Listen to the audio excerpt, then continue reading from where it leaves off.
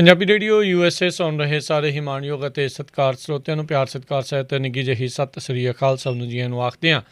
ਸੋ ਤਾਂ ਪ੍ਰੋਗਰਾਮ ਦੇ ਵਿੱਚ ਆਪ ਸਭ ਦਾ ਨਿੱਘਾ ਸਵਾਗਤ ਹੈ। ਪ੍ਰੋਗਰਾਮ ਖਬਰ 'ਤੇ ਨਜ਼ਰ ਲੈ ਕੇ ਹਾਜ਼ਰ ਹੋ ਚੁੱਕੇ ਹਾਂ। ਅੱਜ 5 ਜੂਨ ਦਿਨ ਹੈਗਾ ਜੀ ਸ਼ਨੀਚਰਵਾਰ ਅਤੇ ਆਪਾਂ ਜਿਹੜੇ ਜੀ ਜੁੜ ਚੁੱਕੇ ਹਾਂ ਮਿੰਟੂ ਗੁਰੂ ਸਰੀਆ ਹੋਣਾ ਦੇ ਨਾਲ। ਮਿੰਟੂ ਜੀ ਜੀਆਂ ਨੂੰ ਸਵਾਗਤ ਹੈ, ਸਤਿ ਸ੍ਰੀ ਅਕਾਲ ਜੀ। ਸ਼ੁਕਰੀਆ ਜੀ, ਸਾਰਿਆਂ ਨੂੰ ਸਤਿ ਸ੍ਰੀ ਅਕਾਲ ਜੀ। ਸਾਡੇ ਅੱਜ ਦੇ ਪ੍ਰੋਗਰਾਮ ਖਬਰ 'ਤੇ ਨਜ਼ਰ ਉਸ ਨੂੰ ਸਪੋਂਸਰ ਕਰਦੇ ਨੇ ਖਾਲਸਾ ਇੰਸ਼ੋਰੈਂਸ ਏਜੰਸੀ, ਜਿਨ੍ਹਾਂ ਦੇ ਕੋਲੋਂ ਤੁਸੀਂ ਹਰ ਇੱਕ ਤਰੀਕੇ ਦੀ ਇੰਸ਼ੋਰੈਂਸ ਕਰਵਾ ਸਕਦੇ ਹੋ। ਇੰਸ਼ੋਰੈਂਸ ਬਾਰੇ ਪਤਾ ਕਰਨ ਲਈ ਕਾਲ ਕਰ ਸਕਦੇ ਹੋ। Number 408 272 2500 4082722500। Krishan Dharota university, Baljinder Singh Nijjar Woodland, Sucha Singh, Jaskaran Singh, Gurpartap Singh Fresno, Paramjit Kaur Rangi Vacaville. GN tire and lube ਵਾਲੇ, ਜਿਨ੍ਹਾਂ ਦੇ ਕੋਲੋਂ ਤੁਸੀਂ truck wash, oil change, air brake ਦਾ ਕੰਮ ਕਰਵਾ ਸਕਦੇ ਹੋ। ਨਵੇਂ ਪੁਰਾਣੇ ਟਾਇਰ ਵਾਜਿਬ ਕੀਮਤਾਂ 'ਤੇ ਖਰੀਦ ਸਕਦੇ ਹੋ। ਸੈਂਟਾਨੈਲਾ ਮੰਡੇਰਾ ਦੇ ਵਿੱਚ ਲੋਕੇਸ਼ਨ ਨੇ। ਕਾਲ ਕਰ ਸਕਦੇ ਹੋ ਨਿੰਮਾ ਸੋਤਾ 209 277 0113। West Coast truck driving school Fresno ਵਾਲੇ, ਜਿਹੜੇ ਕਿ ਤੁਹਾਨੂੰ ਟਰੱਕ ਦਾ ਲਾਇਸੈਂਸ ਵਧੀਆ ਸਿਖਲਾਈ ਦੇ ਕੇ ਘੱਟ ਸਮੇਂ ਦੇ ਵਿੱਚ ਲੈਣ 'ਚ ਸਹਾਇਤਾ ਕਰਦੇ ਨੇ। ਕਾਲ ਅਜੀਤ ਅਟਵਾਲ 559 374 45 41। ਇਸ ਦੇ ਨਾਲ ਜ਼ੈਂਡਰ ਮੌਰਗੇਜ ਅਤੇ ਰੀਅਲ estate ਵਾਲੇ, ਘਰ ਖਰੀਦਣ ਵੇਚਣ ਦੀਆਂ ਸੇਵਾਵਾਂ ਦੇ ਨਾਲ home loans, commercial loans, agriculture loans, refinance ਲਈ ਕਾਲ ਕਰੋ ਮੋਹਨ ਚੀਮਾ ਹੁਣਾਂ ਨੂੰ। ਕਾਲ ਕਰੋ 559 905 2575 5590525575। ਟੇਰਕੀਆਣਾ ਇਮੀਗ੍ਰੇਸ਼ਨ ਲਾ ਫਰਮ, ਇਮੀਗ੍ਰੇਸ਼ਨ ਦਾ ਹੋਵੇ ਕਿਸੇ ਵੀ ਤਰੀਕੇ ਦਾ ਕੰਮ, ਇਮੀਗ੍ਰੇਸ਼ਨ ਦੇ ਅਟਰਨੀ ਜੇ ਟੇਰਕੀਆਣਾ ਹੁਣਾਂ ਦੇ ਨਾਲ ਸੰਪਰਕ ਕਰੋ। ਕਾਲ 415 909 0503 415 909 0503। ਇਹਨਾਂ ਸਾਰਿਆਂ ਦਾ ਬਹੁਤ ਬਹੁਤ ਧੰਨਵਾਦ। ਜੇਕਰ ਤੁਸੀਂ ਜਾਂ ਕੋਈ ਹੋਰ ਕਾਰੋਬਾਰ ਇਸ ਪ੍ਰੋਗਰਾਮ ਨੂੰ ਸਪੋਂਸਰ ਕਰਨਾ ਚਾਹੁੰਦੇ ਹੋ, ਸੰਪਰਕ ਕਰ ਸਕਦੇ ਹੋ ਨੰਬਰ 408 722 7698 ਦੇ ਉੱਤੇ। ਮਿੰਟੂ ਜੀ, ਗੱਲਬਾਤ ਦੀ ਸ਼ੁਰੂਆਤ ਕਰਦੇ ਹਾਂ। ਸਭ ਤੋਂ ਪਹਿਲਾਂ ਅੱਜ ਦੀਆਂ ਜਿਹੜੀਆਂ ਅਹਿਮ ਖਬਰਾਂ ਜਿਹੜੀਆਂ ਆ ਉਹ ਕੀ ਰਹੀਆਂ, ਕੀ ਵੱਡੀਆਂ ਸੁਰਖੀਆਂ ਰਹੀਆਂ? ਜੀ, ਅੱਜ ਦੀ ਜੇ ਸਭ ਤੋਂ ਵੱਡੀ ਖਬਰ ਵੇਖੀਏ ਤਾਂ ਉਹ ਪੰਜਾਬ, ਹਰਿਆਣਾ, ਯੂਪੀ ਨਹੀਂ, ਪੂਰੇ ਇੰਡੀਆ ਦੇ ਨਾਲ ਜੁੜੀ ਆ। ਮਤਲਬ ਕਿ ਕਿਸਾਨ ਸੰਘਰਸ਼ ਦੇ ਨਾਲ ਜੁੜੀ ਆ, ਕਿਉਂਕਿ ਅੱਜ ਦੇ ਦਿਨ ਹੀ ਆਰਡੀਨੈਂਸ ਆਏ ਸੀ ਜੋ ਗਾਂਹ ਜਾ ਕੇ ਕਾਨੂੰਨ ਬਣੇ ਤੇ ਉਸ ਵਿਰੋਧਤਾ ਨੂੰ, ਉਸ ਜਦੋਜਹਿਦ ਨੂੰ 1 ਸਾਲ ਹੋ ਗਿਆ ਜੋ ਇਹਨਾਂ ਬਿੱਲਾਂ ਅਤੇ ਕਾਨੂੰਨਾਂ ਦੇ ਵਿਰੁੱਧ ਸ਼ੁਰੂ ਹੋਈ ਸੀਗੀ। ਤਾਂ ਅੱਜ ਜੇ ਦੇਖੀਏ ਤਾਂ ਪੰਜਾਬ ਦੇ ਵਿੱਚ ਵੀ ਥਾਂ ਥਾਂ 'ਤੇ ਕਾਪੀਆਂ ਸਾੜੀਆਂ ਗਈਆਂ ਨੇ ਕਾਨੂੰਨ ਦੀਆਂ। ਕੁਛ ਘਰਾਓ ਵੀ ਹੋਏ ਆ, ਜੈਣੀ ਦੇ ਪਿੰਡ ਵੀ ਗਏ ਕਿਸਾਨ, ਗਾਹ ਪਾਤਾ ਉੱਥੇ ਵੀ। ਸੋਮ ਪ੍ਰਕਾਸ਼ ਜੀ ਜਿਹੜੇ ਕੇਂਦਰੀ ਮੰਤਰੀ ਆ, ਉਹਨਾਂ ਦੀ ਕੋਠੀ ਦੇ ਬਾਹਰ ਵੀ ਕਿਸਾਨ ਤੇ ਪੁਲਿਸ ਆਮੋ ਸਾਹਮਣੇ ਰਹੀ। ਇਸ ਤਰ੍ਹਾਂ ਮਤਲਬ ਕਿ ਪਿੰਡਾਂ 'ਚ, ਸ਼ਹਿਰਾਂ 'ਚ ਇਹ ਸਭ ਸਿਲਸਿਲਾ ਚੱਲਿਆ।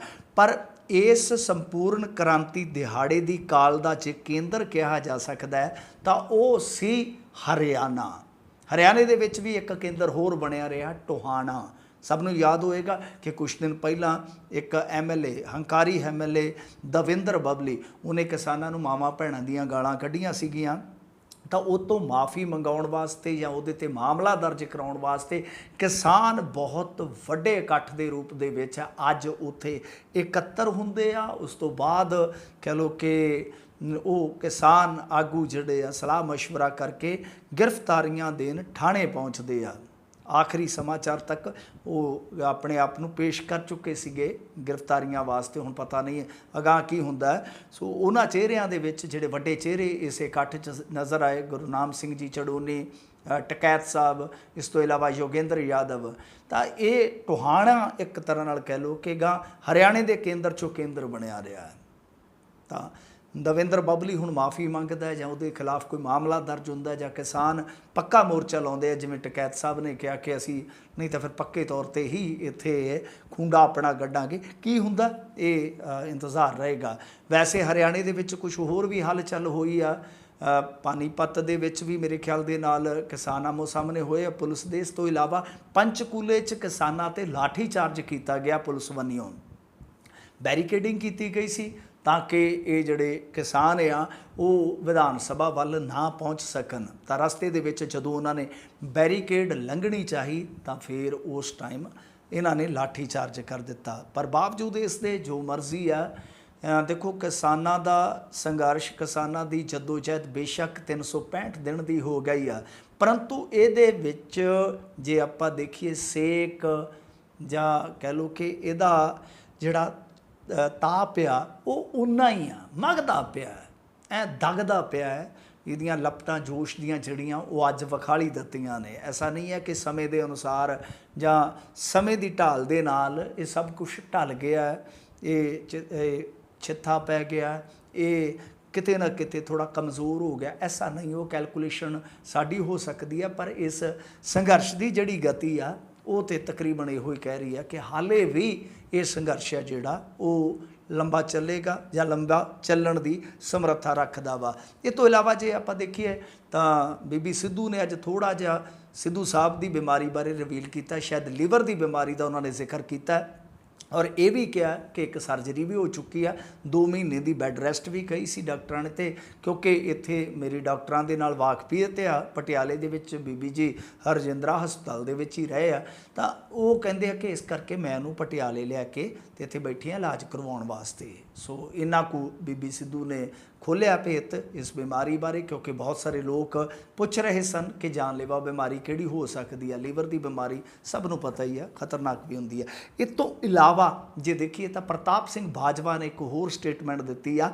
ਉਹਨਾਂ ਕਿਹਾ ਕਿ SIT ਨੇ ਜੇਕਰ 1 ਮਹੀਨੇ ਦੇ ਅੰਦਰ ਅੰਦਰ ਚਲਾਨ ਭਾਵ ਚਾਰਜਸ਼ੀਟ ਫਾਈਲ ਨਾ ਕੀਤੀ ਤਾਂ ਸਿੱਖ ਹਲਕੇ, ਮਤਲਬ ਕਿ ਖਾਸ ਤੌਰ 'ਤੇ ਮਾਝੇ ਦਾ ਜ਼ਿਕਰ ਕਰ ਰਹੇ ਹੋਣਗੇ ਕਿ ਜਿਨ੍ਹਾਂ ਇਲਾਕਿਆਂ 'ਚ ਸਿੱਖ ਵੋਟ ਭਾਰੂ ਰਹਿੰਦੀ ਆ ਉੱਥੇ ਬਹੁਤ ਬੁਰੀ ਤਰ੍ਹਾਂ ਫਸ ਜਾਵਾਂਗੇ, ਯਾਨੀ ਕਹਿਣ ਦਾ ਮਤਲਬ ਕਿ ਹਾਰਾਂਗੇ। ਸੋ ਕਾਂਗਰਸ ਦਾ ਕਲੇਸ਼ ਜਿਉਂਦਾ ਤਿਉਂ ਆ, ਪਰ ਇਹ ਸਟੇਟਮੈਂਟ ਨੇ ਕਹਿ ਲਓ ਦੇਰ ਸ਼ਾਮ ਕਾਫੀ ਹੋਰ ਹੱਲਾ ਜਿਹਾ ਮਚਾ ਦਿੱਤਾ। ਜੀ ਜੀ ਅਗਲੀ ਜਿਹੜੀ ਗੱਲ ਕਰਦੇ ਜਾਈਏ, ਸੰਘ ਦੀ ਕਰੋਨਾ ਕਾਲ ਦੇ ਵਿੱਚ ਹੋ ਰਹੀ ਹੈ ਜੀ ਪੂਰੀ ਚਾਂਦੀ। ਹਾਂਜੀ ਹਾਂਜੀ, ਦੇਖੋ ਗੱਲ ਕੀ ਆ ਕਿ ਸੰਘ ਆ ਨਾ ਜਿਹੜਾ ਉਹ ਪਾਵਰ ਨੂੰ ਵੈਸੇ ਇਸੇ ਕਰਕੇ ਲੋਚਦਾ ਸੀਗਾ, ਕਿਉਂਕਿ ਪਾਵਰ ਤੋਂ ਬਿਨਾਂ ਤੁਹਾਨੂੰ ਪਤਾ ਹੀ ਹੈ ਕਿ ਪਸਾਰ ਨਹੀਂ ਹੁੰਦਾ। ਕੋਈ ਵੀ ਜਥੇਬੰਦੀ ਹੈ, ਕੋਈ ਵੀ ਵਿਚਾਰਧਾਰਾ ਆ, ਜੇ ਉਹਦੇ ਕੋਲ ਪਾਵਰ ਆਏਗੀ, ਸ਼ਕਤੀ ਆਏਗੀ, ਸੱਤਾ ਆਏਗੀ, ਤਾਂ ਫਿਰ ਉਹਦਾ ਪਸਾਰ ਪ੍ਰਚਾਰ ਬਹੁਤ ਜ਼ਿਆਦਾ ਹੋ ਸਕਦਾ ਆ। ਸੋ ਲਿਹਾਜ਼ਾ ਇੱਕ ਇੰਤਜ਼ਾਰ ਕੀਤਾ ਗਿਆ ਲੰਮੇ ਵਕਫੇ ਤੱਕ RSS, ਉਹ RSS ਜਿਹੜੀ ਕਿ ਪਹਿਲੀ ਮੀਟਿੰਗ 'ਚ 4 ਕੁ ਬੰਦਿਆਂ ਜੋਗੀ ਸੀਗੀ, ਤੇ ਅੱਜ ਉਹ ਦਾਅਵਾ ਕਰਦੇ ਆ ਕਿ ਪੂਰੇ ਸੰਸਾਰ ਦੀ ਸਭ ਤੋਂ ਤਕੜੀ ਜਥੇਬੰਦੀ, ਇਹਦੇ 'ਚ ਕੋਈ ਸ਼ੱਕ ਵੀ ਹੈ ਨਹੀਂਗਾ, ਮਜ਼ਬੂਤ ਕੈਡਰ ਹੈ ਇਹਨਾਂ ਦਾ। ਖੈਰ ਦੇਖੋ ਹੋ ਕੀ ਰਿਹਾ, ਚੱਲ ਕੀ ਰਿਹਾ ਕਿ ਕੇਂਦਰ ਨੇ ਇੱਕ ਯੋਜਨਾ ਸ਼ੁਰੂ ਕੀਤੀ ਆ, ਸਕੀਮ ਸ਼ੁਰੂ ਕੀਤੀ ਆ। ਜਿਸ ਤਰ੍ਹਾਂ ਆਪਣੇ ਇੱਥੇ ਫਤਿਹ ਕਿੱਟ ਵੰਡਦੇ ਨੇ, ਉੱਦਾਂ ਹੀ ਆਯੂਸ਼ 64 ਨਾਮ ਦਾ ਨਾ ਇੱਕ ਉਹਨਾਂ ਨੇ ਸ਼ੁਰੂ ਕੀਤਾ ਹੋਇਆ, ਦਵਾਈ ਵਗੈਰਾ ਵੰਡਦੇ ਆ, ਜਿਹਦੇ 'ਚ ਆਯੁਰਵੇਦ ਕਹਿ ਦਿੰਦੇ, ਵੈਸੇ ਆਯੁਰਵੇਦ ਆਯੂਸ਼ ਡਿਪਾਰਟਮੈਂਟ ਹੈ ਜਿਹੜਾ ਮੰਤਰਾਲਾ ਆ, ਉਹਦੇ ਤਹਿਤ ਆ ਸਾਰਾ ਕੁਛ। ਉਹ ਜਿਹੜੀ ਵੰਡ ਵਾਲੀ ਮਤਲਬ ਕਿ ਪ੍ਰਣਾਲੀ ਆ, ਉਹਦੇ 'ਚ ਸੇਵਾ ਭਾਰਤੀ ਜਿਹੜਾ ਕਿ RSS ਦਾ ਇੱਕ ਜਿੱਦਾਂ ਕਹਿ ਲਓ ਕਿ NGO ਕਹਿ ਲਓ ਜਾਂ ਕੋਈ ਸੰਗਠਨ ਕਹਿ ਲਓ, ਜਿੱਦਾਂ ਮਰਜ਼ੀ ਆ, ਕਿ ਉਹਦੀ ਇੱਕ ਬ੍ਰਾਂਚ ਹੈ, ਉਹਨੂੰ ਇਹਨਾਂ ਨੇ ਨੋਡਲ ਏਜੰਸੀ ਦੇ ਤੌਰ 'ਤੇ ਮੁਕਰਰ ਕਰ ਦਿੱਤਾ ਕਿ ਲਓ ਭਾਈ ਤੁਸੀਂ ਨੋਡਲ ਏਜੰਸੀ ਦਾ ਰੋਲ ਅਦਾ ਕਰਨਾ ਆ। ਹੁਣ ਉਹਦਾ ਇੱਕ ਤੇ ਰਫੜ ਆ ਜਿਹੜਾ ਉਹ ਕਸ਼ਮੀਰ ਦੇ ਵਿੱਚ ਪਿਆ ਹੋਇਆ। ਹੁਣ ਜ਼ਰਾ ਜੀ ਗੱਲ ਇਹ ਆ ਕਿ ਜਦੋਂ ਇਸ ਤਰ੍ਹਾਂ ਦਾ ਸੰਗਠਨ ਆ, ਕਿਉਂਕਿ ਇਹ ਕਈ ਥਾਈਂ ਜਾ ਕੇ ਕਲੇਮ ਕਰਦੇ ਨੇ ਕਿ ਸੰਘ ਵੱਲੋਂ ਇਹ ਸਭ ਕੁਛ ਕੀਤਾ ਜਾ ਰਿਹਾ ਹੈ, ਮਤਲਬ ਕਿ ਜੋ ਦਵਾ ਜਾਂ ਜੋ ਵੀ ਕਾੜੇ ਦਾ ਸਮਾਨ ਕੁਛ ਵੀ, ਮਤਲਬ ਕਿ ਲਟਰਮ ਬਟਰਮ ਕਹਿ ਸਕਦੇ ਆਪਾਂ, ਜੋ ਵੀ ਦਿੰਦੇ ਨੇ, ਕਿ ਕਈ ਥਾਈਂ ਇਹ ਆਖਦੇ ਆ ਕਿ ਅਸੀਂ ਉਹ ਕਰ ਰਹੇ ਹਾਂ। ਔਰ ਦੂਜੀ ਗੱਲ ਇਹ ਆ ਕਿ ਹੁਣ ਜਿੱਦਾਂ ਕੁਛ ਇਲਾਕੇ ਹੁੰਦੇ ਆ ਜਾਂ ਜੰਮੂ ਕਸ਼ਮੀਰ ਆ, ਉਹਦੇ ਵਿੱਚ ਮੁਸਲਿਮ ਬਹੁ ਗਿਣਤੀ ਆ ਜਾਂਦੀ ਆ, ਤਾਂ ਉੱਥੇ ਉਹ ਇਹਨਾਂ ਤੋਂ ਡਰਦੇ ਹੀ ਕਿ ਕੁਛ ਹੋਰ ਨਾ ਹੋਵੇ। ਤੁਹਾਨੂੰ ਪਤਾ ਹੈ ਕੌਨਸਪੀਰੇਸੀ ਦਾ ਵੀ ਇੱਕ ਆਪਣੇ ਆਪ ਦੇ ਵਿੱਚ ਡਰ ਹੁੰਦਾ ਹੈ, ਸੋ ਉਹ ਡਰ ਕੇ ਪਾਸੇ ਰਹਿ ਜਾਂਦੇ ਆ। ਮਤਲਬ ਕਿ ਇੱਕ ਰਫੜ ਇਹ ਵੀ ਹੈ।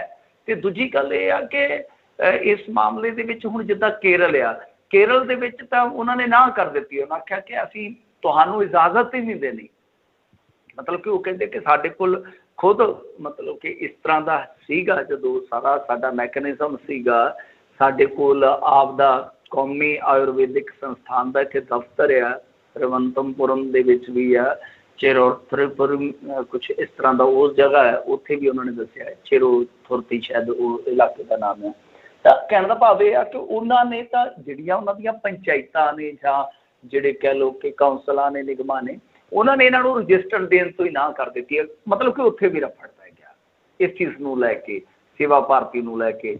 ਹੁਣ ਦਰਅਸਲ ਚੱਕਰ ਕੀ ਹੈ ਕਿ ਇਹ ਸੇਵਾ ਭਾਰਤੀ ਜਿਹੜੀ ਹੈ ਨਾ, ਉਹ ਇਸ ਟਾਈਮ ਕਹਿ ਲਓ ਕਿ ਇੱਕ ਤਰ੍ਹਾਂ ਨਾਲ ਸੋਨੇ ਦੀ ਖਾਣ ਨੂੰ ਹੀ ਪੈ ਗਈ ਆ। ਸੋਨੇ ਦੀ ਖਾਣ ਤੁਸੀਂ ਸਮਝਦੇ ਹੀ ਹੋ। ਹੋਇਆ ਕੀ ਆ ਕਿ ਪਿਛਲੇ ਸਾਲ ਵੀ ਇੱਕ ਟਵੀਟ ਕੀਤਾ ਸੀਗਾ, ਮੈਨੂੰ ਯਾਦ ਆ, ਅਖਿਲੇਸ਼ ਯਾਦਵ ਨੇ, ਤੇ ਉਹਨੇ ਕਿਹਾ ਸੀਗਾ ਕਿ ਇਹ ਬੰਦੇ ਮਤਲਬ ਕਿ ਖਾਣਾ ਵਾਣਾ ਜਿਹੜਾ ਵੰਡ ਰਹੇ ਆ, ਜਿਵੇਂ ਆਪਣੇ ਇੱਥੇ ਆਟੇ ਦੀਆਂ ਥੈਲੀਆਂ ਵੰਡਦੇ ਸੀਗੇ, ਕਿ ਉਹਦੇ ਵਿੱਚ ਵੀ ਰਾਜਨੀਤੀ ਕਰ ਰਹੇ ਆ, ਮਤਲਬ ਕਿ ਮਾਲਕਾਂ ਦਾ ਮਸ਼ਹੂਰੀ ਕੰਪਨੀ ਦੀ।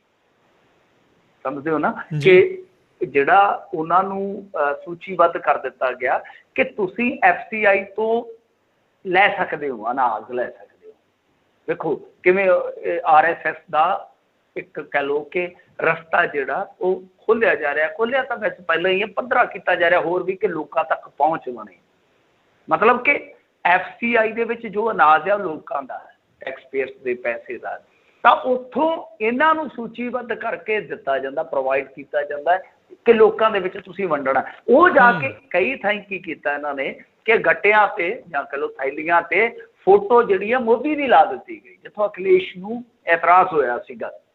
ਤਾਂ ਇਸ ਤਰ੍ਹਾਂ ਕੀਤਾ ਗਿਆ। ਹੁਣ ਤੁਸੀਂ ਇੱਕ ਗੱਲ ਹੋਰ ਦੇਖੋ, ਬੜੀ ਹੈਰਾਨ ਕਰਨ ਵਾਲੀ ਗੱਲ ਆ, ਬਹੁਤ ਹੈਰਾਨ ਕਰਨ ਵਾਲੀ ਗੱਲ ਆ ਕਿ ਚਲੋ ਇਸ ਤਰ੍ਹਾਂ ਤਾਂ ਹੋਇਆ ਹੀ ਕਿ ਜਿਹੜੀ ਇਹ ਰਾਹਤ ਸਮੱਗਰੀ ਜਿਹੜੀ ਆ ਵੰਡੀ, ਮੋਦੀ ਬੈਗ ਬਣਾ ਕੇ ਇਹਨਾਂ ਨੇ ਵੰਡੀ। ਪਹਿਲੀ ਗੱਲ ਤਾਂ ਇਹ ਆ ਕਿ ਉਹ ਲੋਕਾਂ ਦਾ ਪੈਸਾ, ਲੋਕਾਂ ਦਾ ਅਨਾਜ ਵੰਡਿਆ ਇਹਨਾਂ ਨੇ, ਔਰ ਵੰਡਿਆ ਕੀ ਕਹਿ ਕੇ, ਮੋਦੀ ਬੈਗ ਦੇ ਨਾਮ 'ਤੇ। ਜਿਵੇਂ ਸਾਡੇ ਆਲਾ ਵੀ ਇੱਥੋਂ ਦਾ ਚੀਫ ਮਿਨਿਸਟਰ ਆ ਜਿਹੜਾ, ਉਹ ਵੀ ਆਪਣੀਆਂ ਕਿੱਟਾਂ 'ਤੇ ਫੋਟੋਆਂ ਲਾਈ ਬੈਠਾ ਕਿ ਭਾਈ ਤੁਸੀਂ ਘਰੋਂ ਦੇ ਰਹੇ ਹੋ। ਖੈਰ ਸਭ ਤੋਂ ਵੱਡੀ ਗੱਲ ਕੀ ਹੋਈ, ਜਿਹੜੀ ਬੜੀ ਅਚਰਜ ਵਾਲੀ ਸੀਗੀ, ਕਿ ਲਾਕਡਾਊਨ ਦੇ ਦੌਰਾਨ ਹੀ ਸੇਵਾ ਭਾਰਤੀ ਜਿਹੜੀ ਸੀਗੀ ਉਹਦਾ ਇੱਕ ਹੋਰ ਦਾਅ ਲਾਇਆ ਗਿਆ। ਦਾਅ ਕੀ ਲਾਇਆ ਗਿਆ ਕਿ ਸੇਵਾ ਭਾਰਤੀ ਤੇ ਉਹਦੇ ਜਿਹੜੇ ਸਹਿਯੋਗੀ ਸੀ ਉਹਨਾਂ ਨੂੰ ਕਾਰਪੋਰੇਟ ਸੋਸ਼ਲ ਰਿਸਪੌਂਸਿਬਿਲਿਟੀ ਹੁੰਦਾ CSR ਫੰਡ, ਉਹਦਾ ਪਾਤਰ ਬਣਾ ਦਿੱਤਾ ਗਿਆ। CSR ਕੀ ਆ, ਮੈਂ ਸੰਖੇਪ ਦੇ ਵਿੱਚ ਉਹ ਵੀ ਦੱਸ ਦੇਣਾ ਕਿ ਜਿੱਦਾਂ ਬੜੇ ਵੱਡੇ ਕਾਰਪੋਰੇਟ ਘਰਾਣੇ ਆ, ਉਹਨਾਂ ਦਾ ਜਿਹੜਾ ਮਤਲਬ ਕਿ ਸਾਲਾਨਾ ਬਚਤ ਵਾਲਾ ਹੁੰਦਾ, ਜੋ ਵੀ ਰਕਮ ਹੁੰਦੀ ਹੈ ਜਾਂ ਫਿਗਰ ਹੁੰਦਾ, ਤਾਂ ਉਹਦੇ ਵਿੱਚੋਂ ਕੁਝ % ਉਹਨਾਂ ਨੇ CSR ਦੇ ਵਿੱਚ ਦੇਣਾ ਹੁੰਦਾ ਕਿ ਬੁਨਿਆਦੀ ਜਿੱਦਾਂ ਲਾ ਲਓ ਕਿ ਕਿਸੇ ਵੀ ਮੁਲਕ ਦੀਆਂ ਸਹੂਲਤਾਂ ਹੁੰਦੀਆਂ, ਸਿਹਤ ਹੈ, ਸਿੱਖਿਆ, ਉਹਦੇ ਵਿੱਚੋਂ ਪੈਸਾ ਜਾਵੇ। ਪਰ ਇਹਨੂੰ ਹੁਣ ਡਾਈਵਰਟ ਕਿੱਦਾਂ ਕੀਤਾ ਜਾ ਰਿਹਾ ਕਿ CSR ਦਾ ਵੀ ਉਹਨਾਂ ਨੂੰ ਪਾਤਰ ਬਣਾ ਦਿੱਤਾ ਗਿਆ ਕਿ ਲੈ ਸਕਦੇ ਆ, ਇਹ ਲੈ ਸਕਦੇ ਆ। ਤਾਂ ਹੁਣ ਹੋਇਆ ਕਿ ਉਹਦੇ ਵਾਸਤੇ ਕਾਰਪੋਰੇਟ ਮਾਮਲਿਆਂ ਦੇ ਮੰਤਰਾਲੇ ਤੋਂ ਵੀ ਮਨਜ਼ੂਰੀ ਮਿਲ ਜਾਂਦੀ ਹੈ, ਜਦ ਕਿ ਬਹੁਤ ਸਾਰੇ NGO ਜਿਹੜੇ ਕਿ ਕੰਮ ਕਰਦੇ ਇਸ ਤਰ੍ਹਾਂ ਦੇ, ਉਹਨਾਂ ਨੂੰ ਸ਼ਾਮਲ ਨਹੀਂ ਕੀਤਾ ਗਿਆ ਇਸ ਲਿਸਟ ਦੇ ਵਿੱਚ। ਔਰ ਇਸ ਟਾਈਮ ਮਜ਼ਦੂਰ ਸੰਘ ਤੇ ਕਿਉਂਕਿ RSS ਤਾਂ ਬੜਾ ਕਮਜ਼ੋਰ ਹੋ ਗਿਆ, ਕਿਉਂਕਿ ਮਜ਼ਦੂਰਾਂ ਦੀਆਂ ਮੰਗਾਂ ਜਿਹੜੀਆਂ ਉਹ ਨਹੀਂ ਆਪਣੀ ਸਰਕਾਰ ਦੇ ਵਿੱਚ ਪੂਰੀਆਂ ਠਾ ਸਕੇ, ਨਾ ਕਰ ਸਕੇ ਆ। ਤਾਂ ਹੁਣ ਜਿਹੜੇ ਮਜ਼ਦੂਰ ਸੰਘ ਦੇ ਬੰਦੇ ਆ ਭੱਜ ਕੇ ਸੇਵਾ ਭਾਰਤੀ 'ਚ ਸੇਵਾ ਕਰਨ ਨੂੰ ਆਉਂਦੇ, ਕਿਤੇ ਸੇਵਾ ਨੂੰ ਮੇਵਾ ਲੱਗ ਰਿਹਾ। ਖੈਰ ਇੱਕ ਹੋਰ ਵੀ ਖਬਰ ਆਈ ਆ, ਸ਼ਾਇਦ ਤੁਹਾਡੇ ਇੱਥੇ ਅਮਰੀਕਾ ਤੋਂ ਹੈ ਖਬਰ, ਕੁਛ ਇਸ ਤਰ੍ਹਾਂ ਦੀ ਹੈ ਕਿ ਉੱਥੇ ਜਿਹੜਾ ਇਹਨਾਂ ਦਾ ਸੇਵਾ ਇੰਟਰਨੈਸ਼ਨਲ ਆ, ਇਹ ਵੀ ਇੱਕ ਇਸੇ ਤਰ੍ਹਾਂ ਦਾ ਇਹਨਾਂ ਦਾ ਹੀ ਸੰਗਠਨ ਹੈ ਸੇਵਾ ਇੰਟਰਨੈਸ਼ਨਲ, ਕਿ ਉਹਨੂੰ ਟਵਿੱਟਰ ਨੇ 12 ਮਈ ਨੂੰ ਸ਼ਾਇਦ $2.5 ਮਿਲੀਅਨ ਡੋਨੇਸ਼ਨ ਦਿੱਤੀ ਹੈ ਜੀ। ਔਰ ਉਹਦਾ ਵਿਰੋਧ ਕੀਤਾ ਜਿਹੜਾ ਤੁਹਾਡੇ ਇੱਥੇ ਬਹੁਤ ਮਸ਼ਹੂਰ ਪੱਤਰਕਾਰ ਆ ਪੀਟਰ ਫਰੈਡਰਿਕ, ਜਿਹਨੂੰ ਭਾਰਤ ਸਰਕਾਰ ਨੇ ਨਾਮਜ਼ਦ ਵੀ ਕੀਤਾ ਹੋਇਆ ਟੂਲ ਕਿਟ ਦੇ ਮਾਮਲੇ 'ਚ, ਜਿਹਨੇ ਸਿੱਖ ਕੌਕਸ ਵਾਲਾ ਉਹ ਸਾਰਾ ਪਰਚਾ ਲਿਖਿਆ ਹੋਇਆ, ਕਿਤਾਬਚਾ ਲਿਖਿਆ ਹੋਇਆ। ਆ ਗਿਆ ਨਾ ਯਾਦ? ਪੀਟਰ ਫਰੈਡਰਿਕ ਪਿਛਲੇ ਦਿਨੀ ਇਸ ਡੋਨੇਸ਼ਨ ਦੇ ਉਲਟ ਭੁੱਖ ਹੜਤਾਲ ਤੇ ਵੀ ਬੈਠਾ ਸੀ, ਕਿਉਂਕਿ ਇਸ ਸੰਗਠਨ ਤੇ ਵੀ ਕਈ ਕਿਸਮ ਦੇ ਦੋਸ਼ ਲੱਗਦੇ ਆ। ਪਹਿਲਾਂ ਤੋਂ UK ਤੋਂ ਕੁਝ ਫੰਡ ਆਏ ਸੀਗੇ ਜਦੋਂ ਭੁਚਾਲ ਆਇਆ ਗੁਜਰਾਤ ਦੇ ਵਿੱਚ, ਦੱਸਦੇ ਕਿ ਉਹ ਫੰਡ ਵੀ ਜਿਹੜਾ ਆ ਉਹ ਕਿਤੇ ਨਾ ਕਿਤੇ ਕਹਿ ਲਓ ਕਿ ਰਾਹ ਦੇ ਵਿੱਚ ਥੋੜ੍ਹਾ ਬਹੁਤਾ ਰਹਿ ਗਿਆ, ਬਾਕੀ ਮਾੜਾ ਮੋਟਾ ਪਹੁੰਚਿਆ। ਸੋ ਇਹ ਚੀਜ਼ਾਂ ਨੇ ਜਿਹੜੀਆਂ ਕਿ ਦਿਖਾ ਰਹੀਆਂ ਕਿ ਕਿਸ ਤਰ੍ਹਾਂ ਪਰਦੇ ਦੇ ਵਿੱਚ ਸਾਨੂੰ ਕਰੋਨਾ ਦਿਖ ਰਿਹਾ ਹੈ, ਕਰੋਨੇ ਨਾਲ ਹੋਈ ਤਬਾਹੀ ਦਿਖ ਰਹੀ ਹੈ, ਪਰ ਕਰੋਨੇ ਦੀ ਆੜ ਦੇ ਵਿੱਚ ਉਹਦੇ ਪਰਦੇ ਹੇਠ ਕੀ ਕੁਛ ਚੱਲ ਰਿਹਾ, ਉਹਦੇ ਕੁਛ ਕੁ ਨਮੂਨੇ, ਕੁਛ ਕੁ ਅੰਸ਼ੇ ਸੀਗੇ। ਜੀ ਜੀ, ਇਕੱਲਾ ਇਹੀ ਨਹੀਂ, ਜਿਹੜੇ ਆ ਸੇਵਾ ਇੰਟਰਨੈਸ਼ਨਲ ਜਿਹੜੀ ਇਹਨਾਂ ਨੇ ਬਣਾਈ ਆ, ਇਹਨਾਂ ਨੂੰ ਬਹੁਤ ਜ਼ਿਆਦਾ ਵੱਡੀ ਰਕਮ ਜਿਹੜੀ ਹੈ ਰਾਸ਼ੀ ਇਹਨਾਂ ਨੇ ਫੰਡ ਰੇਜ਼ ਵੀ ਜਿਹੜੀ ਉਹ ਇੱਥੇ ਕੀਤੀ ਹੈਗੀ, ਉਸ ਨੂੰ ਲੈ ਕੇ ਵੀ ਬਹੁਤ ਸਾਰੇ ਲੋਕ ਵੱਖ-ਵੱਖ ਤਰ੍ਹਾਂ ਦੀ ਜਿਹੜੀ ਰਾਏ ਆ ਉਸ ਦੇ ਪ੍ਰਤੀ ਰੱਖਦੇ ਆ। ਤੇ ਅਗਲੀ ਜਿਹੜੀ ਆਪਾਂ ਮਿੰਟੂ ਜੀ ਗੱਲ ਕਰ ਦਈਏ, ਕੇਂਦਰ ਨੇ ਇਸ ਵਾਰ ਵੀ ਨਹੀਂ ਦਿੱਤਾ RDF। हाँ जी, देखो रूरल डिवेलपमेंट फंड है ਜਿਹੜਾ ਉਹ ਇਸ ਮਰਤਬਾ ਵੀ ਨਹੀਂ ਆਇਆ। ਮਤਲਬ ਕਿ ਪਿਛਲੇ ਝੋਨੇ ਦਾ ਵੀ ਰੌਲਾ ਪੈ ਗਿਆ ਸੀ ਜਦੋਂ ਝੋਨਾ ਚੱਕਿਆ ਗਿਆ, ਤੇ ਇਸ ਮਰਤਬਾ ਜਿਹੜੀ ਕਣਕ ਚੁੱਕੀ ਗਈ ਆ, ਇਸ ਚੁੱਕੀ ਹੋਈ ਕਣਕ ਦਾ ਵੀ ਇਹਨਾਂ ਨੇ RDF ਨਹੀਂ ਦਿੱਤਾ। ਦੇਖੋ ਦੋਏ ਪਾਸੇ ਤੋਂ ਸੋਚਣ ਵਾਲੀ ਗੱਲ ਆ। ਕੇਂਦਰ ਸਰਕਾਰ ਦਾ ਤਰਕ ਕੀ ਆ? ਕੇਂਦਰ ਸਰਕਾਰ ਕਹਿੰਦਾ ਆ ਕਿ ਦੇਖੋ ਇਹਨਾਂ ਨੇ ਸਾਨੂੰ ਕੋਈ ਹਿਸਾਬ ਕਿਤਾਬ ਹੀ ਨਹੀਂ ਦਿੱਤਾ ਪਿਛਲਾ, ਜਦ ਤੱਕ ਤੁਸੀਂ ਹਿਸਾਬ ਕਿਤਾਬ ਕਲੀਅਰ ਨਹੀਂ ਕਰੋਗੇ ਤੇ ਅਗਲਾ ਤੁਹਾਨੂੰ ਹਿਸਾਬ ਕਿਵੇਂ ਦੇਵਾਂਗੇ। ਇਹ ਹੁਣ ਆਪਣੇ ਆਪ ਦੇ ਵਿੱਚ ਇੱਕ ਭੇਤ ਆ ਕਿ ਇਹ ਸਾਰਾ ਹਿਸਾਬ ਕਿਤਾਬ ਉਹਨਾਂ ਨੂੰ ਕਿਉਂ ਨਹੀਂ ਦਿੰਦੇ, ਪਹਿਲੀ ਗੱਲ ਆ। ਤੇ ਜੇ ਹਿਸਾਬ ਕਿਤਾਬ ਦਿੰਦੇ ਨੇ, ਉਹ ਮੰਨਦੇ ਨਹੀਂ, ਤੇ ਘੱਟੋ ਘੱਟ ਜਨਤਾ ਦੇ ਵਿੱਚ ਤਾਂ ਰੱਖਣ ਨਾ, ਜਨਤਾ ਦੇ ਵਿੱਚ ਰੱਖਣ, ਕਿਉਂਕਿ ਉਹ ਪੈਸਾ ਜਨਤਾ ਦਾ ਹੈ। ਜਨਤਾ ਨੇ ਫਸਲ ਉਗਾਈ, ਜਨਤਾ ਨੇ ਆਪਣੀਆਂ ਮੰਡੀਆਂ ਦੇ ਵਿੱਚ ਵੇਚੀ, ਉਸ ਤੋਂ ਬਾਅਦ RDF ਦਾ ਪੈਸਾ ਜਿਹੜਾ ਬਣਿਆ, ਜੇ ਸਰਕਾਰ ਨਹੀਂ ਦੇ ਰਹੀ ਤਾਂ ਘੱਟ ਘੱਟ ਪਤਾ ਤਾਂ ਲੱਗਣਾ ਚਾਹੀਦਾ ਨਾ, ਘੱਟੋ ਘੱਟ ਇਹ ਅਹਿਸਾਸ ਤੇ ਹੋਣਾ ਚਾਹੀਦਾ ਲੋਕਾਂ ਨੂੰ ਕਿ ਭਾਈ ਕੇਂਦਰ ਕੀ ਕਰ ਰਿਹਾ। ਜੇ ਤੁਹਾਡੇ ਕੋਲ ਹਿਸਾਬ ਕਿਤਾਬ ਹੈ, ਤੁਸੀਂ ਬਣਾ ਕੇ ਭੇਜਿਆ ਵਾ, ਤਾਂ ਉਹਦੇ ਡਾਕੂਮੈਂਟ ਘੱਟੋ ਘੱਟ ਨਸ਼ਰ ਤੇ ਕਰੋ ਨਾ। ਇਸ ਗੱਲੋਂ ਇਹ ਵੀ ਕਾਣੇ ਨਜ਼ਰ ਆ ਰਹੇ ਨੇ, ਕਿਉਂਕਿ ਮੈਂ ਤੁਹਾਨੂੰ ਅੱਗੇ ਵੀ ਦੱਸਿਆ ਕਿ ਪੈਸਾ ਜਿਹੜਾ ਨਾ ਉਹ ਡਾਈਵਰਟ ਹੁੰਦਾ, ਔਰ ਪੰਜਾਬ ਦੀ ਰਾਜਨੀਤੀ ਦੇ ਵਿੱਚ ਇਹ ਬਹੁਤ ਪੁਰਾਣਾ ਫਾਰਮੂਲਾ। ਹੁਣ ਦੂਜੀ ਚੀਜ਼ ਦੇਖੋ, RDF ਤਾਂ ਉਹਨਾਂ ਨੇ ਰੋਕ ਲਿਆ, ਤਾਂ ਉਹਦੇ ਵਾਸਤੇ ਉਹਨਾਂ ਨੇ ਇੱਕ ਤਰਕ ਵੀ ਦੇ ਦਿੱਤਾ ਜਿਹੜਾ ਵਾਜਬ ਵੀ ਲੱਗਦਾ ਕੁਛ ਹੱਦ ਤੱਕ। ਤੇ ਵਾਜਬ ਉਦੋਂ ਤੱਕ ਲੱਗਦਾ ਜਦੋਂ ਤੱਕ ਇਹ ਹਿਸਾਬ ਕਿਤਾਬ ਲੋਕਾਂ 'ਚ ਰੱਖਦੇ ਨਹੀਂ ਕਿ ਹਾਂ ਭਾਈ ਅਸੀਂ ਆਹ ਹਿਸਾਬ ਬਣਾ ਕੇ ਰੱਖਿਆ। ਉਹ ਕਿਉਂ ਨਹੀਂ ਰੱਖ ਰਹੇ, ਇੱਕ ਵੱਡਾ ਪ੍ਰਸ਼ਨ। ਦੂਜੀ ਚੀਜ਼ ਉਹਨਾਂ ਨੇ ਕੀ ਕੀਤੀ ਆ ਕਿ ਜਿਹੜਾ ਆੜ੍ਹਤੀਆਂ ਦਾ ਕਮਿਸ਼ਨ ਆ, ਉਹ 46 ਰੁਪਈਏ ਫਿਕਸ ਕਰ ਦਿੱਤਾ ਉਹਨਾਂ ਨੇ। ਮਤਲਬ ਕਿ ਅੱਗੇ ਕੀ ਸੀਗਾ ਕਿ 2.5% ਸੀ ਮੇਰੇ ਖਿਆਲ ਦੇ ਨਾਲ, ਇਹਨਾਂ ਨੂੰ 2.5% ਦੇ ਹਿਸਾਬ ਦੇ ਨਾਲ ਆੜਤ ਦਿੱਤੀ ਜਾਂਦੀ ਸੀ, ਜਿਹਨੂੰ ਆਪਾਂ ਆੜਤ ਕਹਿੰਦੇ ਹਾਂ। ਬਾਕੀ ਉਹ ਦਾਮੀ ਜਾਂ ਚੁਕਾਈ, ਲੋਹਾਈ ਜਾਂ ਸਫਾਈ, ਉਹ ਵੱਖਰੀ ਚੀਜ਼ ਆ। ਹੁਣ ਆੜਤ ਜਿਹੜੀ ਆ ਉਹਨਾਂ ਨੇ 46 ਰੁਪਏ ਫਿਕਸ ਕਰ ਦਿੱਤੀ। 46 ਰੁਪਏ ਤੋਂ ਭਾਵ ਕੀ ਆ ਕਿ ਹੁਣ ਜਿੱਦਾਂ ਹਿਸਾਬ ਲਾ ਲਓ ਕਿ ਹਰੇਕ ਸਾਲ MSP ਦਾ ਇੱਕ ਨਵਾਂ ਭਾਅ ਆਉਂਦਾ ਹੈ, ਤਾਂ ਜਿਵੇਂ ਆਇਆ ਉਹਨਾਂ ਦਾ 2.5% ਦੇ ਹਿਸਾਬ ਨਾਲ ਉਹ ਪੈਸਾ ਉਹਨਾਂ ਵੱਧ ਜਾਣਾ ਹੈ। ਪਰ ਇਸ ਵਾਰੀ ਕੀ ਹੋਇਆ ਕਿ ਵਧਣਾ ਤਾਂ ਕੀ ਸੀਗਾ ਕਿ ਉਹਨਾਂ ਦਾ ਜਿਹੜਾ 2.5% ਆ, ਉਹ 46 ਰੁਪਈਏ ਨੂੰ ਜੇ ਲਾਈਏ, ਕਿਉਂਕਿ ਐਤਕੀ MSP 1975 ਸੀ ਤਾਂ ਕਣਕ ਦਾ, ਉਹ ਘਟ ਕੇ ਰਹਿ ਗਿਆ 2.32%। ਮਤਲਬ ਕਿ ਹੌਲੀ ਹੌਲੀ ਉਹਨਾਂ ਨੇ ਆੜਤ ਤੇ ਵੀ ਕਿਤੇ ਨਾ ਕਿਤੇ ਕੁਹਾੜੀ ਜਿਹੜੀ ਆ ਉਹ ਵਾਹੁਣੀ ਸ਼ੁਰੂ ਕਰ ਦਿੱਤੀ ਆ। ਬਹੁਤ ਜਲਦੀ ਮੇਰੇ ਖਿਆਲ ਦੇ ਨਾਲ ਇਹਨੂੰ ਹੋਰ ਵੀ ਉਹ ਘੱਟ ਕਰ ਦੇਣਗੇ, ਕਿਉਂਕਿ ਹਿਸਾਬ ਕਿਤਾਬ ਲਾ ਕੇ ਚੱਲਣਗੇ। ਸੋ ਲਿਹਾਜ਼ਾ ਇਹ ਵੀ ਇੱਕ ਵੱਡੀ ਖਬਰ ਕਹੀ ਜਾ ਸਕਦੀ ਆ ਕਿ RDF ਤਾਂ ਮਿਲ ਹੀ ਨਹੀਂ ਰਿਹਾ। ਉਹ ਤਾਂ ਦੋਨਾਂ ਸਰਕਾਰਾਂ ਦਾ ਆਪਸੀ ਇੱਕ ਝਗੜਾ ਪੈਦਾ ਹੋ ਗਿਆ ਵਾ, ਤੇ ਉਹਦੇ ਨਾਲ ਨੁਕਸਾਨ ਪਿੰਡਾਂ ਨੂੰ ਹੋਣਾ, ਕਿਉਂਕਿ ਸੜਕਾਂ ਵਗੈਰਾ ਸਾਡੀਆਂ ਵਾਹਵਾ ਬਣ ਜਾਂਦੀਆਂ ਸੀਗੀਆਂ। ਪਰ ਇਹਦੇ ਨਾਲ ਆੜਤ ਸਿਸਟਮ ਹੈ ਜਿਹੜਾ, ਉਹਦੇ ਵਿੱਚ ਵੀ ਹੁਣ ਇੱਕ ਤਰ੍ਹਾਂ ਨਾਲ ਕਹਿ ਲਓ ਕਿ ਉਹਨਾਂ ਨੇ ਸਾਫ਼ ਸੰਦੇਸ਼ ਦੇ ਦਿੱਤਾ ਕਿ ਤੁਹਾਡੀ ਨਹੀਂ ਚੱਲੇਗੀ। ਕਿ ਜਿਵੇਂ ਅੱਗੇ ਆਪਣੇ ਇੱਥੇ 1% ਸੀ ਪਹਿਲਾਂ, ਤੇ ਫਿਰ ਬਾਦਲ ਸਾਹਿਬ ਆਏ ਤੇ ਇਹਨਾਂ ਨੇ ਮੈਨੂੰ ਲੱਗਦਾ ਕਿ 2 ਕਰ ਦਿੱਤਾ, ਤੇ ਸਰਕਾਰ ਕਹਿੰਦੀ ਸੀ ਕਿ 1.5 ਕਰੋ, ਹਾਂ ਇਹਨਾਂ ਨੇ ਵਧਾ ਕੇ 2.5 ਕਰ ਦਿੱਤਾ ਸੀਗਾ। ਮਤਲਬ ਕਿ ਹੁਣ ਸੂਬਾ ਸਰਕਾਰਾਂ ਦੀ ਨਹੀਂ ਚੱਲੇਗੀ। ਇਹ ਇਸ ਚੀਜ਼ ਦੇ ਵਿੱਚ ਇੱਕ ਨਵੀਂ ਆਪਾਂ ਪਹਿਲ ਕਦਮੀ ਦੇਖ ਸਕਦੇ ਹਾਂ ਕਿ ਕੇਂਦਰ ਸਰਕਾਰ ਨੇ ਖੁਦ ਮੁਕਰਰ ਕਰ ਦਿੱਤਾ ਕਿ ਇੰਨਾ ਪੈਸਾ ਦੇਵਾਂਗੇ ਫਿਕਸ, ਜੇ ਲੈਣਾ ਤਾਂ ਲਓ, ਨਹੀਂ ਤਾਂ ਭਾਈ ਚੁੱਪ ਕਰਕੇ ਬਹੁ। ਜੀ ਜੀ ਜੀ। ਅਗਲੀ ਜਿਹੜੀ ਮਿੰਟੂ ਜੀ ਗੱਲ ਕਰਦੇ ਸੀਗੇ, ਪੰਜਾਬ ਦੇ 23 ਬੱਚੇ ਕਰੋਨਾ ਨੇ ਅਨਾਥ ਕੀਤੇ।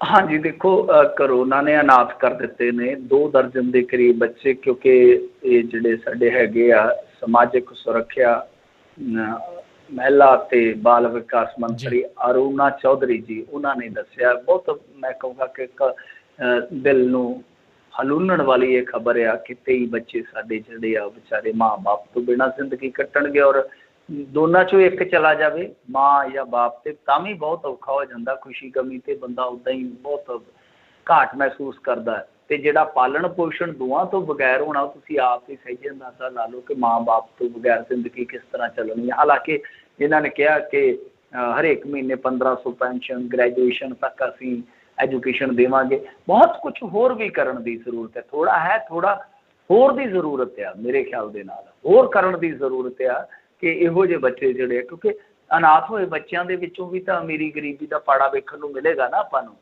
ਤਾਂ ਕਿਸੇ ਕੋਲ ਤਾਂ ਹੋ ਸਕਦਾ ਥੋੜ੍ਹੀ ਬਹੁਤੀ ਜ਼ਮੀਨ ਜੱਪਾ ਹੋਵੇ, ਪਰ ਕੁਛ ਤੇ ਬਹੁਤ ਗਰੀਬ ਹੋਣਗੇ। ਸੋ ਇਸ ਹਿਸਾਬ ਦੇ ਨਾਲ ਵੀ ਪਾਲਿਸੀ ਬਣਾਉਣ ਦੀ ਜ਼ਰੂਰਤ ਆ। ਸੋ ਬਹੁਤ ਮੈਂ ਕਹੂੰਗਾ ਕਿ ਸੈਡ ਨਿਊਜ਼ ਆ। ਇੱਕ ਮੈਂ ਹੋਰ ਵੇਖ ਰਿਹਾ ਸੀਗਾ, ਕਈ ਵਾਰ ਨਾ ਖਬਰਾਂ ਤੁਹਾਡੇ ਸਾਹਮਣੇ ਆ ਜਾਂਦੀਆਂ, ਉੱਥੇ ਤੁਸੀਂ ਇਨਸਾਨ ਬਣ ਕੇ ਜਦੋਂ ਸੋਚਦੇ ਹੋ ਤੇ ਬਹੁਤ ਕਲਪਨਾ ਲੱਗਦੀ ਆ ਕਿ ਭਵਾਨੀਗੜ੍ਹ ਦੇ ਲਾਗੇ ਪਿੰਡ ਆ ਬਾਲਦ ਕਲਾਂ। ਬਾਲਦ ਕਲਾਂ ਮਸ਼ਹੂਰ ਆ, ਉੱਥੇ ਦਲਿਤ ਸਟਰਗਲ ਵੀ ਹੋਇਆ ਜ਼ਮੀਨ ਵਾਸਤੇ। ਤਾਂ ਬਾਲਦ ਕਲਾਂ ਦਾ ਇੱਕ ਪਰਿਵਾਰ ਆ ਜਿਹੜਾ ਸ਼ਮਸ਼ਾਨ ਘਾਟ 'ਚ ਰਹਿ ਰਿਹਾ ਹੈ ਪਿਛਲੇ 7-8 ਸਾਲ ਤੋਂ। ਹਿਸਾਬ ਲਾ ਲਓ ਕਿਹੋ ਜਿਹੀ ਸਾਡੀ ਪੋਜੀਸ਼ਨ ਆ, ਕਿਉਂਕਿ ਉਹ ਬੀਬੀ ਦਾ ਸਾਈਂ ਹੈ ਨਹੀਂ ਸੀਗਾ, ਉਹ ਚਲੇ ਗਿਆ। ਇੱਕ ਬੱਚੀ ਸੀ, ਉਹਨੂੰ ਵਿਆਹੁਣ ਵਾਸਤੇ ਆਪਣਾ ਘਰ ਜਿਹੜਾ ਉਹਨੇ ਵੇਚ ਦਿੱਤਾ। ਬੱਚੀ ਵਿਆਹੀ, ਹੁਣ ਬੱਚੀ ਥੋੜ੍ਹੀ ਮੈਂਟਲੀ ਠੀਕ ਨਹੀਂ ਸੀਗੀ, ਉਹਦਾ ਛੁੱਟ ਛੁਟਾ ਵੀ ਹੋ ਗਿਆ, ਘਰ ਵੀ ਨਹੀਂ ਰਿਹਾ ਤੇ ਬੱਚੀ ਦਾ ਘਰ ਵੀ ਨਹੀਂ ਵਸਿਆ। ਦੋਨੇ ਹੀ ਔਰਤਾਂ ਇਸ ਟਾਈਮ ਸ਼ਮਸ਼ਾਨ ਘਾਟ 'ਚ ਰਹਿ ਰਹੀਆਂ ਨੇ। ਕਮਾਲ ਦੀ ਗੱਲ ਆ ਕਿ ਕਈ ਮਰਤਬਾ ਇਸ ਤਰ੍ਹਾਂ ਹੁੰਦਾ ਹੈ ਇਤਫਾਕਨ ਕਿ ਇੱਕ ਪਾਸੇ ਚਿਖਾ ਬਲਦੀ ਪਈ ਹੁੰਦੀ ਹੈ, ਦੂਸਰੇ ਪਾਸੇ ਚੁੱਲ੍ਹਾ ਬਲ ਰਿਹਾ ਹੁੰਦਾ ਹੈ। ਸੋ ਇਸ ਪਾਸੇ ਵੀ ਧਿਆਨ ਦੇਣ ਦੀ ਜ਼ਰੂਰਤ ਆ ਕਿ ਠੀਕ ਆ ਕਿ ਹੁਣ ਕਰੋਨਾ ਨੇ ਤਾਂ ਬਹੁਤ ਨੁਕਸਾਨ ਕੀਤਾ, ਪਰ ਇਸ ਤਰ੍ਹਾਂ ਹੁਣ ਜਿੱਦਾਂ ਇਹ ਪਰਿਵਾਰ ਆ, ਇਹਨੂੰ ਘੱਟੋ ਘੱਟ ਕੋਈ ਛੱਤ ਤੇ ਦਿੱਤੀ ਜਾ ਸਕਦੀ ਹੈ ਨਾ। ਪ੍ਰਧਾਨ ਮੰਤਰੀ ਆਵਾਸ ਯੋਜਨਾ ਹੈ, ਉਹਦੇ ਤਹਿਤ ਤੁਸੀਂ ਕੋਈ ਕਮਰਾ ਵਗੈਰਾ ਦੇ ਸਕਦੇ ਹੋ, ਕੋਈ ਪਲਾਟ ਦੇ ਸਕਦੇ ਹੋ ਕੋਈ ਮਰਲੇ ਦਾ। ਇਸ ਤਰ੍ਹਾਂ ਦੀਆਂ ਵੀ ਚੀਜ਼ਾਂ ਸਾਨੂੰ ਕਰਨ ਦੀ ਲੋੜ ਆ। ਠੀਕ ਹੈ, ਅਨਾਥ ਬੱਚਿਆਂ ਨੂੰ ਤੁਸੀਂ ਸੰਭਾਲਣ ਦਾ ਫੈਸਲਾ ਲਿਆ, ਇਹ ਗੁੱਡ ਆ, ਪਰ ਇਹਨੂੰ ਅੱਛੀ ਤਰੀਕੇ ਦੇ ਨਾਲ ਅੱਗੇ ਤੁਸੀਂ ਇੰਪਲੀਮੈਂਟ ਕਰੋਗੇ, ਲਗਾਤਾਰਤਾ ਰੱਖੋਗੇ ਤਾਂ ਹੀ ਆ। ਪਰੰਤੂ ਇਹੋ ਜਿਹੀਆਂ ਜਿਹੜੀਆਂ ਵਿਚਾਰੀਆਂ ਬੀਬੀਆਂ, ਮਜਬੂਰ ਬੀਬੀਆਂ ਨੇ ਜਾਂ ਲਾਚਾਰ ਪਰਿਵਾਰ ਨੇ, ਉਹਨਾਂ ਪਾਸੇ ਵੀ ਤਵੱਜੋ ਦੇਣ ਦੀ ਲੋੜ ਆ। ਜੀ ਜੀ ਬਿਲਕੁਲ। ਅਗਲੀ ਮਿੰਟੂ ਜੀ ਗੱਲ ਕਰਦੇ ਜਾਈਏ, ਸੁਖਬੀਰ ਹੁਣਾਂ ਨੇ ਬਾਜਵਾ ਦੇ ਪਿਤਾ ਦੀ ਮੌਤ ਬਾਰੇ ਹੁਣ ਹੋਰ ਹੀ ਖੁਲਾਸਾ ਕੀਤਾ। ਹਾਂਜੀ, ਦੇਖੋ ਇਹਦੇ ਤੇ ਮੇਰੇ ਖਿਆਲ ਦੇ ਨਾਲ ਬਾਜਵਾ ਫੈਮਿਲੀ ਦੀ ਪ੍ਰਤੀਕਿਰਿਆ ਨਹੀਂ ਕੋਈ ਆਈ, ਜਿਹੜੀ ਕਿ ਥੋੜੀ ਹੈਰਾਨ ਕਰਦੀ ਹੈ। ਮੈਂ ਵੇਟ ਕਰ ਰਿਹਾ ਸੀਗਾ, ਲਾ ਲਓ ਕਿ ਤਕਰੀਬਨ 36 ਘੰਟੇ ਹੋ ਗਏ ਆ ਇਸ ਬਿਆਨ ਨੂੰ, ਇਸ ਸਟੇਟਮੈਂਟ ਨੂੰ ਆਈ ਨੂੰ, ਹੁਣ ਤਾਂ 48 ਘੰਟੇ ਆਪਾਂ ਕਹਿ ਸਕਦੇ ਹਾਂ। ਤਾਂ ਹਾਲੇ ਵੀ ਕੋਈ ਆਈ ਨਹੀਂ ਸੀਗੀ ਇਹਨਾਂ ਦੀ, ਮਤਲਬ ਕਿ ਕੋਈ ਸਟੇਟਮੈਂਟ ਨਹੀਂ ਆਈ ਬਾਜਵਾ ਫੈਮਿਲੀ ਦੀ। ਜੇ ਆਈ ਤੇ ਉਹ ਚਲੋ ਆਪਾਂ ਦਾ ਅਪਡੇਟ ਕਰ ਦੇਵਾਂਗੇ ਉਸ ਮਾਮਲੇ ਦੇ ਵਿੱਚ। ਸੁਖਬੀਰ ਸਿੰਘ ਬਾਦਲ ਨੇ ਕੀ ਕਿਹਾ? ਸੁਖਬੀਰ ਸਿੰਘ ਬਾਦਲ ਨੇ ਕਿਹਾ ਕਿਉਂ ਆ, ਇਹ ਸਭ ਤੋਂ ਪਹਿਲਾਂ ਜਾਣਨਾ ਜ਼ਰੂਰੀ ਹੈ। ਤੁਹਾਨੂੰ ਯਾਦ ਹੋਣਾ ਪਿੱਛੇ ਜੇ ਇੱਕ ਨੌਕਰੀਆਂ ਦਾ ਰੇੜਕਾ ਪੈ ਗਿਆ ਸੀਗਾ, ਜਿਹੜਾ ਫੈਸਲਾ ਇਹਨਾਂ ਨੂੰ ਫਿਰ ਮੁੜ ਕੇ ਕਹਿ ਲਓ ਕਿ ਅਣਮੰਨੇ ਮਨ ਦੇ ਨਾਲ ਮੁਲਤਵੀ ਕਰਨਾ ਪਿਆ। ਫੈਸਲਾ ਕੀ ਸੀਗਾ ਕਿ ਫਤਿਹ ਜੰਗ ਸਿੰਘ ਬਾਜਵਾ ਦੇ ਫਰਜ਼ੰਦ ਤੇ ਰਕੇਸ਼ ਪਾਂਡੇ ਦੇ ਫਰਜ਼ੰਦ, ਇਹਨਾਂ ਦੋਨਾਂ ਨੂੰ ਕਰਮਵਾਰ ਕਹਿ ਲਓ ਕਿ DSP ਅਤੇ ਤਹਿਸੀਲਦਾਰ ਦੀ ਜੌਬ ਦੇਣੀ ਸੀਗੀ। ਰੌਲਾ ਪੈ ਗਿਆ। ਹੁਣ ਦੋਨਾਂ ਦਾ ਕੇਸ ਕੀ ਸੀਗਾ ਕਿ ਇਹ ਕਹਿੰਦੇ ਆ ਕਿ ਜੀ ਇਹ ਅੱਤਵਾਦ ਪੀੜਤ ਪਰਿਵਾਰ ਨੇ। ਹੁਣ ਸੁਖਬੀਰ ਸਿੰਘ ਬਾਦਲ ਨੇ ਰਕੇਸ਼ ਪਾਂਡੇ ਬਾਰੇ ਕੋਈ ਗੱਲ ਨਹੀਂ ਕਹੀ, ਉਹਨਾਂ ਦੀ ਫੈਮਿਲੀ ਬਾਰੇ ਕੋਈ ਗੱਲ ਨਹੀਂ ਕਹੀ। ਜਿਹੜਾ ਹਮਲਾ ਬੋਲਿਆ ਉਹ ਬੋਲਿਆ ਵਾ ਕਿ ਪ੍ਰਤਾਪ ਸਿੰਘ ਬਾਜਵਾ ਤੇ ਫਤਿਹ ਜੰਗ ਸਿੰਘ ਬਾਜਵਾ, ਕਿਉਂਕਿ ਦੋਨੇ ਭਰਾ ਤਾਂ ਆਪਾਂ ਬਾਜਵਾ ਫੈਮਿਲੀ ਕਹਿੰਦੇ ਆ, ਕਿ ਬਾਜਵਾ ਪਰਿਵਾਰ ਦਾ ਜਿਹੜਾ ਇਹ ਮੁਖੀਆ ਸੀ, ਮਤਲਬ ਕਿ ਇਹਨਾਂ ਦਾ ਪਿਤਾ ਸੀਗਾ ਜਿਹੜਾ, ਉਹਨੂੰ ਅੱਤਵਾਦੀਆਂ ਨੇ ਨਹੀਂ ਸੀਗਾ ਮਾਰਿਆ। ਉਹ ਅਸਲ ਦੇ ਵਿੱਚ ਸੋਨਾ ਸਮਗਲਰਾਂ ਦਾ ਇੱਕ ਝਗੜਾ ਸੀਗਾ, ਦੋ ਗਰੁੱਪਾਂ ਦਾ ਝਗੜਾ ਸੀ ਜਿਹਦੇ 'ਚ ਉਹਦਾ ਕਤਲ ਹੋਇਆ। ਔਰ FIR ਦੇ ਵਿੱਚ ਇਹ ਝਗੜਾ ਇਉਂ ਹੀ ਬੋਲਦਾ ਹੈ। ਇਹ ਬਹੁਤ ਵੱਡਾ ਖੁਲਾਸਾ ਹੈ, ਬਹੁਤ ਵੱਡਾ ਖੁਲਾਸਾ। ਇਸੇ ਕਰਕੇ ਆਪਾਂ ਖਬਰ ਜਿਹੜੀ ਆ ਉਹ ਕੱਲ੍ਹ ਦੇ ਪ੍ਰੋਗਰਾਮ 'ਚ ਨਹੀਂ ਕੀਤੀ ਸੀਗੀ, ਵੇਟ ਕੀਤਾ ਸੀਗਾ ਕਿ ਬਾਜਵਾ ਫੈਮਿਲੀ ਦਾ ਕੋਈ ਰਿਐਕਸ਼ਨ ਆਵੇ। ਕਿਉਂਕਿ ਦੇਖੋ ਗੱਲ ਇਹ ਆ, ਚਾਹੇ ਬੇਸ਼ੱਕ ਇਹ ਸਿਆਸੀ ਪਰਿਵਾਰ ਨੇ, ਪਰ ਕਿਸੇ ਦਾ ਪਰਿਵਾਰਕ ਜੀਵ ਵਿਛੜਿਆ ਹੋਵੇ, ਉਹਦੇ ਤੇ ਇਸ ਤਰ੍ਹਾਂ ਕੋਈ ਸਿਆਸੀ ਇਲਜ਼ਾਮ ਤਰਾਸ਼ੀ ਹੋਵੇ ਤੇ ਉਹਦੇ ਵਿੱਚ ਥੋੜ੍ਹੀ ਸੰਵੇਦਨਸ਼ੀਲਤਾ ਤੁਹਾਨੂੰ ਵਿਖਾਉਣ ਦੀ ਲੋੜ ਆ। ਪਰੰਤੂ ਹੁਣ ਇਹ ਜਿਹੜਾ ਦਾਅਵਾ ਕਰ ਰਹੇ ਸੁਖਬੀਰ ਸਿੰਘ ਬਾਦਲ ਕਿ FIR ਦੇ ਵਿੱਚ ਇਹ ਚੀਜ਼ ਲਿਖੀ ਹੈ, ਤਾਂ ਫਿਰ ਇਹਨਾਂ ਨੂੰ FIR ਦੀ ਉਹ ਕਾਪੀ ਜਿਹੜੀ ਆ ਦਿਖਾਉਣੀ ਚਾਹੀਦੀ ਹੈ, ਜ਼ਰੂਰ ਦਿਖਾਉਣੀ ਚਾਹੀਦੀ ਹੈ। ਕਿਉਂਕਿ ਉਹ ਤਾਂ ਕਹਿ ਰਹੇ ਸੀ ਫਤਿਹ ਜੰਗ ਸਿੰਘ ਬਾਜਵਾ ਕਿ ਮੇਰਾ ਪਿਤਾ ਜਿਹੜਾ ਉਹ ਦੇਸ਼ ਵਾਸਤੇ ਜਾਂ ਪਾਰਟੀ ਵਾਸਤੇ ਸ਼ਹੀਦ ਹੋਇਆ। ਤਾਂ ਇਹ ਕੰਟਰਾਡਿਕਸ਼ਨ ਜਾਂ ਵਿਰੋਧਾਭਾਸ ਆ ਜਿਹੜਾ ਉਹ ਕਲੀਅਰ ਕਰਨ ਦੀ ਜ਼ਰੂਰਤ ਹੈ। ਪਰ ਦੂਜੀ ਗੱਲ ਇੱਕ ਹੋਰ ਵੀ ਹੈ, ਚਲੋ ਆਪਾਂ ਕੋਈ ਨਿੱਜੀ ਹਮਲਾ ਨਹੀਂ ਕਰ ਰਹੇ, ਆਪਾਂ ਫੈਕਚੁਅਲੀ ਗੱਲ ਹੀ ਕਰਾਂਗੇ। ਤੁਹਾਨੂੰ ਚੇਤੇ ਹੋਣਾ ਜਦੋਂ ਪ੍ਰਤਾਪ ਸਿੰਘ ਬਾਜਵਾ ਪ੍ਰੈਜ਼ੀਡੈਂਟ ਬਣ ਗਏ ਸਨ, ਤਾਂ ਉਸ ਟਾਈਮ ਇੱਕ ਪੱਤਰ ਲਿਖਿਆ ਗਿਆ ਸੀਗਾ ਕੈਪਟਨ ਅਮਰਿੰਦਰ ਸਿੰਘ ਵੱਲੋਂ ਸੋਨੀਆ ਗਾਂਧੀ ਨੂੰ। ਯਾਦ ਹੋਣਾ, ਉਹ ਰਿਕਾਰਡ ਤੇ ਪਿਆ ਆ। ਤਾਂ ਉਹਦੇ ਵਿੱਚ ਵੀ ਜਿਹੜਾ ਮੌਜੂ ਸੀ ਉਸ ਖੱਤ ਦਾ, ਉਹ ਮੌਜੂ ਤਕਰੀਬਨ ਇਹੀ ਸੀਗਾ ਜੋ ਸੁਖਬੀਰ ਸਿੰਘ ਬਾਦਲ ਗੱਲ ਕਰ ਰਿਹਾ। ਤਾਂ ਇਹ ਹੁਣ ਪਤਾ ਨਹੀਂ ਕਿੰਨੀ ਕੁ ਸੱਚਾਈ ਆ, ਕੀ ਹਿਸਾਬ ਕਿਤਾਬ ਆ, ਪਰ ਬਾਜਵਾ ਫੈਮਿਲੀ ਦਾ ਰਿਐਕਸ਼ਨ ਇੱਥੇ ਮਹੱਤਵਪੂਰਨ ਹੋ ਜਾਂਦਾ। ਕਿਉਂ ਨਹੀਂ ਆ ਰਿਹਾ, ਇਹ ਆਪਣੇ ਆਪ ਦੇ ਵਿੱਚ ਇੱਕ ਬਹੁਤ ਵੱਡਾ ਸਵਾਲ ਆ। ਜੀ ਜੀ ਜੀ ਅਗਲੀ ਜਿਹੜੀ ਆਪਾਂ ਗੱਲ ਕਰਦੇ ਜਾਈਏ, ਬੇਅਦਬੀ ਮਾਮਲੇ ਵਿੱਚ ਸਿੱਟ ਕਾਨੂੰਨੀ ਵਿਵਾਦ ਵਿੱਚ। ਹਾਂਜੀ, ਸਿੱਟ ਇੱਕ ਨਵੇਂ ਕਾਨੂੰਨੀ ਵਿਵਾਦ ਦੇ ਵਿੱਚ ਆ। ਵੈਸੇ ਤਾਂ ਤੁਸੀਂ ਦੇਖੋਗੇ ਤਾਂ SIT ਜਿਹੜੀ ਹੈ ਉਹ ਇਹ ਪੁਰਾਣੀ SIT ਹੈ, ਬਸ ਸਿਰਫ ਮੁਖੀ ਬਦਲਿਆ ਗਿਆ। ਪਰਮਾਰ ਸਾਹਿਬ ਆਏ ਨੇ ਲੀਡ ਕਰਨ ਖੱਟੜਾ ਜੀ ਦੀ ਜਗ੍ਹਾ ਤੇ ਪਹਿਲਾਂ ਤਾਂ ਇਹ ਕਿਹਾ ਗਿਆ ਸੀਗਾ ਕਿ ਫਿਲਮ ਕਰਕੇ, ਹੁਣ ਐਂਗਲ ਹੋਰ ਦੇ ਰਹੇ ਆ, ਕਹਿੰਦੇ ਕਿ ਨਹੀਂ ਜੀ ਜੋ ਮਾਂਝੀ ਸਾਹਿਬ ਦੇ ਦੀਵਾਨ ਸੀਗੇ ਉਹਨਾਂ ਦੇ ਵਿੱਚ ਜੋ ਲੋਕਟ ਲਾਏ ਗਏ ਆ, ਤਾਂ ਉਹ ਚੀਜ਼ ਕਰਕੇ ਮਤਲਬ ਕਿ ਉਸ ਅਪਮਾਨ ਤੋਂ ਇਹਨਾਂ ਨੇ ਇਹ ਸਭ ਕੁਛ ਕੀਤਾ ਸੀ। ਖੈਰ ਇਹ ਇੱਕ ਵੱਖਰਾ ਐਂਗਲ ਆ, ਜਿਸ ਕਹਾਣੀ ਦੇ ਵਿੱਚ ਟਵਿਸਟ ਕਹਿ ਸਕਦੇ ਹੋ। ਤਾਂ ਦੂਸਰਾ ਕੀ ਹੈ, ਦੂਸਰਾ ਇਹ ਹੈ ਕਿ ਇਸ ਟਾਈਮ ਇੱਕ ਕਾਨੂੰਨੀ ਮੁਹਾਜ਼ ਜਿਹੜਾ ਹੋਰ ਖੁੱਲ੍ਹ ਗਿਆ ਇਸ ਕੇਸ ਦੇ ਵਿੱਚ। ਦਰਅਸਲ ਕੀ ਹੈ ਕਿ ਜੋ ਪੋਸਟਰ ਲੱਗੇ ਸਨ ਉਹਦੀ ਲਿਖਾਈ ਦਾ ਜਿਹੜਾ ਮਿਲਾਨ ਹੁੰਦਾ ਹੈ ਉਹਨੂੰ ਕਰਾਉਣ ਵਾਸਤੇ ਜਿਹੜੇ ਇਹਨਾਂ ਨੇ ਨਮੂਨੇ ਲੈਣੇ ਆ, ਉਹਦਾ ਇੱਕ ਵਿਵਾਦ ਉੱਠ ਖਲੋਤਾ ਹੈ। ਕਿਉਂਕਿ ਅਦਾਲਤ ਦੇ ਵਿੱਚ ਇਹਨਾਂ ਨੇ, ਡਿਫੈਂਸ ਦੇ ਵਕੀਲ ਨੇ ਇਹ ਦਾਅਵਾ ਕੀਤਾ ਵਾ ਕਿ CBI ਨੇ ਆਲਰੇਡੀ ਜੋ ਹੈਗੀ ਆ ਸਾਡੀ CFSL ਉਹਦੇ ਤੋਂ ਇਹ ਜਿਹੜੀ ਹੈਗੀ ਸੀਗੀ ਲਿਖਾਈ, ਉਹਦੇ ਨਮੂਨੇ ਭੇਜ ਕੇ ਮਿਲਾਨ ਕਰਵਾਇਆ ਹੋਇਆ ਹੈ, ਜਿਹੜਾ ਕਿ ਨਹੀਂ ਹੋਇਆ। ਤਾਂ ਜਦੋਂ ਆਲਰੇਡੀ ਇਹ ਚੀਜ਼ ਵਾਪਰ ਚੁੱਕੀ ਹੋ ਚੁੱਕੀ ਹੈ ਤਾਂ ਤੁਸੀਂ ਕਿਉਂ ਕਰ ਰਹੇ ਹੋ? ਔਰ ਦੂਜੀ ਗੱਲ ਇਹ ਕਹਿੰਦੇ ਆ ਕਿ ਜਿਹੜੀ ਪਹਿਲਾਂ SIT ਸੀਗੀ ਉਹਨੇ ਜਦੋਂ ਜਸਟਿਸ ਰਣਜੀਤ ਸਿੰਘ ਕਮਿਸ਼ਨ ਦਾ ਮਤਲਬ ਕਿ ਚੱਲ ਰਿਹਾ ਸੀ ਸਾਰਾ ਕਾਰਵਾਈ, ਤਾਂ ਉਸ ਦੌਰਾਨ ਵੀ ਇਹੀ ਚੀਜ਼, ਇਹ ਰਿਪੋਰਟ ਭੇਜੀ ਹੈ, ਮਤਲਬ ਕਿ ਆਪਣੀ ਰਿਪੋਰਟ ਭੇਜੀ ਹੈ। ਤਾਂ ਹੁਣ ਤੀਸਰੀ ਵਾਰ ਤੁਸੀਂ ਇਹ ਫਿਰ ਲਿਖਾਈ ਦੇ ਨਮੂਨੇ ਜਿਹੜੇ ਉਹ ਕਿਉਂ ਮੰਗ ਰਹੇ ਹੋ? ਸੋ ਇਹਦੇ ਤੇ ਇੱਕ ਤਰ੍ਹਾਂ ਨਾਲ ਕਹਿ ਲਓ ਕਿ ਬਹੁਤ ਵੱਡਾ ਹੁਣ ਵਿਵਾਦ ਛਿੜ ਗਿਆ, ਕਾਨੂੰਨੀ ਵਿਵਾਦ ਆ। ਤਾਂ ਦੋ ਇਹਨਾਂ ਨੇ ਮੇਰੇ ਖਿਆਲ ਦੇ ਨਾਲ ਅਰਜ਼ੀਆਂ ਪਾਈਆਂ, ਇੱਕ ਤੇ CBI ਵਾਲੀ ਕਿ CBI ਪਹਿਲਾਂ ਹੀ ਜਾਂਚ ਪੜਤਾਲ ਜਿਹੜੀ ਉਹ ਕਰਵਾ ਚੁੱਕੀ ਆ, ਤੇ ਜਦੋਂ ਇੱਕ ਵਾਰੀ ਸਾਇੰਟੀਫਿਕ ਇਹ ਜਾਂਚ ਪੜਤਾਲ ਹੋ ਚੁੱਕੀ ਤਾਂ ਹੁਣ ਦੂਜੀ ਦੀ ਕਿਉਂ? ਤਾਂ ਦੂਜੀ ਇੱਕ ਅਰਜ਼ੀ ਹੈ ਕਿ ਰਣਜੀਤ ਸਿੰਘ ਨੂੰ ਵੀ ਸਟੇਟਸ ਰਿਪੋਰਟ ਦੇ ਵਿੱਚ ਇਹ ਸਭ ਕੁਛ ਹੈ ਜਿਹੜਾ ਉਹ ਭੇਜਿਆ ਗਿਆ ਸੀਗਾ ਕਿ ਜਾਂਚ ਕਰਵਾ ਲਈ ਗਈ ਆ, ਤੇ ਜੋ ਕਿ ਮਿਲਾਨ ਹੋ ਚੁੱਕੀ ਹੈ। ਮਤਲਬ ਕਿ ਜਦੋਂ ਰਣਜੀਤ ਸਿੰਘ ਕਮਿਸ਼ਨ ਵਾਲੇ ਮਾਮਲੇ 'ਚ ਰਿਪੋਰਟ ਭੇਜੀ ਜਾ ਚੁੱਕੀ ਹੈ, ਦਾਅਵਾ ਕੀਤਾ ਜਾ ਚੁੱਕਾ SIT ਵੱਲੋਂ, ਤਾਂ ਹੁਣ ਤੀਸਰੀ ਵਾਰੀ ਕਿਉਂ? ਤਾਂ ਇਹਦੇ ਤੇ ਹੁਣ ਦੇਖੋ ਕੀ ਫੈਸਲਾ ਲੈਂਦੇ ਆ। ਪਰ ਉੱਦਾਂ ਦੇਖੋ ਇਹ ਬਹੁਤ ਮਹੱਤਵਪੂਰਨ ਇੱਕ ਐਵੀਡੈਂਸ ਹੈ। ਜੇ ਮੈਂ ਜਿੰਨੀ ਕੋਈ ਜਾਣਕਾਰੀ ਰੱਖਦਾ ਉਹਦੀ ਬਿਨਾਂ ਤੇ ਕਹਾਂ ਤਾਂ ਇਹ ਬਹੁਤ ਕਰੂਸ਼ਲ ਐਵੀਡੈਂਸ ਹੋਏਗਾ, ਕਿਉਂਕਿ ਸਾਇੰਟੀਫਿਕ ਹੈ। ਉਹ ਪੋਸਟਰ ਦੀ ਲਿਖਾਈ, ਜੇ ਉਹ ਲਿਖਾਈ ਮਿਲ ਜਾਂਦੀ ਆ, ਵੈਸੇ ਤੇ ਮੇਰੇ ਖਿਆਲ ਦੇ ਨਾਲ ਦੁਬਾਰਾ ਵੀ ਹੋ ਜਾਊਗੀ, ਕੋਈ ਵੱਡੀ ਗੱਲ ਨਹੀਂ ਹੈ। ਜੇ ਉਹ ਨਮੂਨੇ ਉਸ ਪੋਸਟਰ ਦੀ ਲਿਖਾਈ ਦੇ ਨਾਲ ਮਿਲ ਜਾਂਦੇ ਆ, ਫਿਰ ਇਹ ਕੇਸ ਬਹੁਤ ਸੋਲਿਡ ਹੋ ਸਕਦਾ। ਤੇ ਜਿਵੇਂ ਹੁਣ ਇਹ ਉਲਝਣ ਹੈ ਕਿ CBI ਨੇ ਜਿਹੜੀ ਕਰਵਾਈ ਸੀਗੀ ਜੀ ਉਹਦੇ 'ਚੋਂ ਨਤੀਜਾ ਕੁਛ ਹੋਰ ਆ, ਇਹ ਕੁਛ ਹੋਰ ਦਾਅਵਾ ਕਰਦੇ ਆ, ਤਾਂ ਫਿਰ ਕਸੂਤੀ ਸਥਿਤੀ ਪੈਦਾ ਹੋਏਗੀ। ਬਹਰਹਾਲ ਜੋ ਵੀ ਹੈ ਇਸ ਟਾਈਮ ਆਪਾਂ ਦੇਖ ਸਕਦੇ ਹਾਂ ਕਿ ਕਾਨੂੰਨੀ ਪਛੜੇ ਹਾਲੇ ਵੀ ਜਿਹੜੇ ਉਹ ਖਤਮ ਨਹੀਂ ਹੋ ਰਹੇ, ਵੱਖ-ਵੱਖ ਚੈਲੰਜ ਹੋ ਰਹੇ ਆ। ਸੋ ਦੇਖਦੇ ਅੱਗੇ ਕੀ ਬਣਦਾ, ਪਰ ਮਹੱਤਵਪੂਰਨ ਇੱਕ ਕਹਿ ਲਓ ਕਿ ਮਰਹਲਾ ਹੈ ਇਸ ਜਾਂਚ ਪੜਤਾਲ ਵਾਸਤੇ ਜਿਹੜਾ ਇਸ ਟਾਈਮ ਚੱਲ ਰਿਹਾ ਹੈ।